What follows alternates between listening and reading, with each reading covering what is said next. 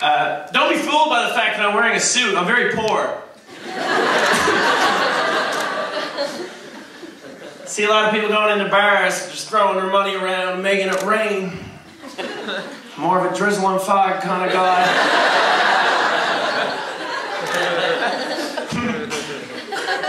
I got a call the other day, and I picked up, and they said, "Hello, I'm looking for Mr. Matt Wright." I was like, this does not sound like someone I know. They're like, "I'm calling from Bell Mobility to tell you that you have an outstanding balance." And I was like, "Thank you."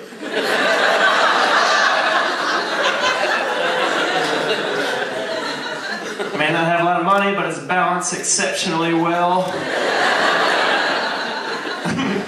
I wanted to put a stop to this conversation, so I was like, "Well, you have an outstanding accent. Have a nice night. Goodbye."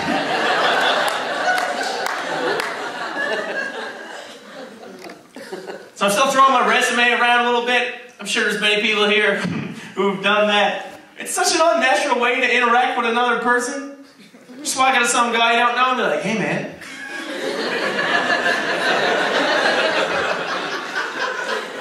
Here's a list full of shit I think you're gonna love about me.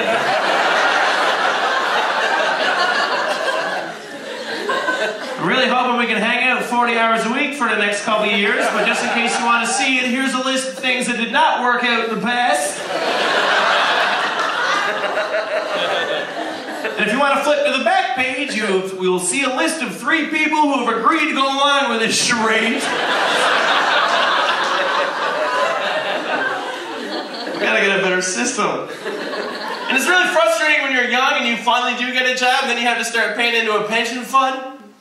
That's brutal. It's like, oh, I got no money now. And then I get my check, and they're taking shit out of it for when I'm less poor and more dead.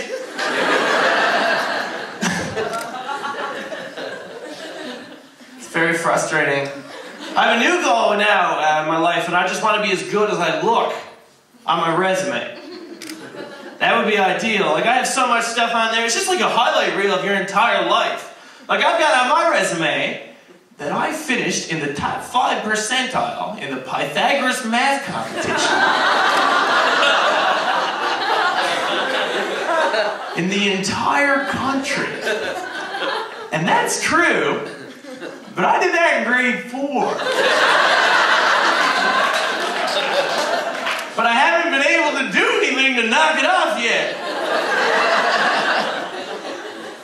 But I'm terrified. I'm just throwing my resumes out willy-nilly. One day I'll get a call from like some guy like in an engineering firm. Like, "We need you to do some calculations so you can build us a bridge."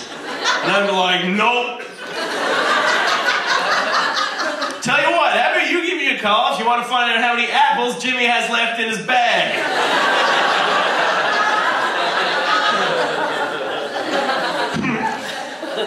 I did a marketing degree. We watched a bunch of commercials, which I liked. That was my favorite part of it. My favorite commercial was one for a truck called the Toyota Tundra. And I watched it, and the commercial starts, this giant truck, is like this big Jesus truck somebody would buy from Alberta with their crack money. And the truck comes in, and it's like, "We built the Toyota Tundra just like you would." And I was like, oh no.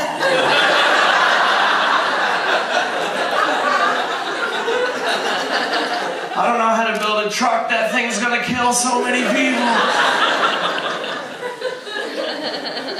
Turn on the news one day and be like, "Hundreds are dead in a mass recall of the Toyota Tundra."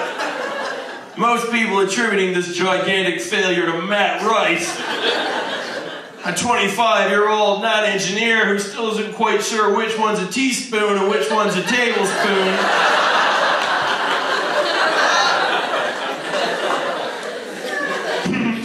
And then they skip to the next part, and it's like the CEO of Toyota says, like, "What made you make this decision? What do you have to say for yourself?" And he's like, "Well, you know, in our defense, we hired Mr. Wright because his outstanding performance in the 1994 Pythagoras math competition."